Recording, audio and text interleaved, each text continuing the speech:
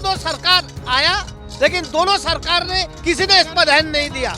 आप ये बात कह रहा था कि बीजेपी के ट्रिपल इंजन सरकार के बाद आज ऐसे परिस्थिति खड़ा कर दिया जो लोग मजबूरी में भीख मांगने के लिए खड़े हैं। रायपुर राजधानी में 40,000 हॉकर्स है, 2.5% जो जनसंख्या के आधार पर, लेकिन सरकार ने अभी तक सर्वे जो हुआ है वो 8,000 का करके बैठा हुआ है। सर्वे ठीक से नहीं हुआ है, कोर्ट के ऑर्डर पर लोगों को व्यवस्थापन नहीं किया गया है।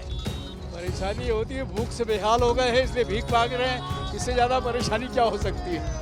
हमारे पास कोई आय का साधन नहीं है दीदी, हम लोग दुकान लगाते हैं रोड में, आते हैं उठाते हैं, बस ले जाते हैं, फाइन ठोकते हैं, बस धक्का बुक्का करके पूरा सामान को तोड़ फोड़ करके ले जाते हैं। और जो हमें 1 महीने से हमें भीख मांगने पर मजबूर कर दिया है, और हमारे पास यही आखिरी विकल्प है कि हमें बस भीख मांगना है और खाना है। राजधानी के स्ट्रीट वेंडर्स भूख मिटाने के लिए भीख मांगो अभियान चला रहे हैं। आप सीधी तस्वीरें आप देखेंगे, और ऐसा क्यों है ये सीधे बात हम इनसे ही करके जानते हैं।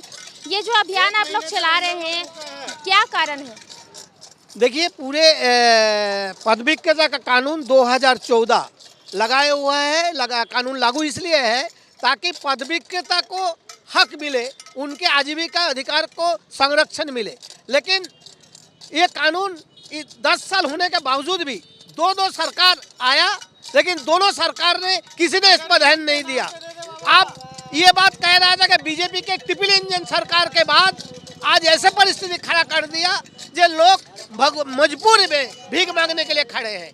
NIT के सामने, यूनिवर्सिटी के सामने 400 हॉकर जो है वो बंद कर दिया गया है 15 फरवरी से। पुलिस लगा दिया गया ताकि कोई खड़ा ना हो सके।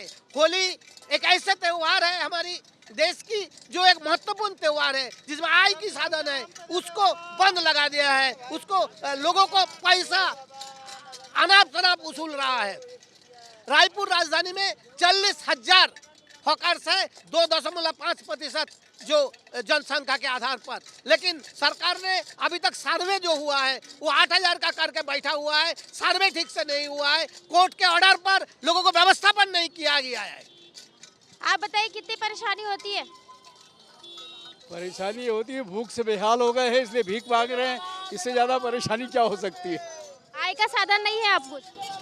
हमारे पास कोई आय का साधन नहीं है दीदी, हम लोग दुकान लगाते हैं रोड में, घेर के भी नहीं बैठते, लगाते हैं, लाते हैं, ले जाते हैं, चले जाते हैं।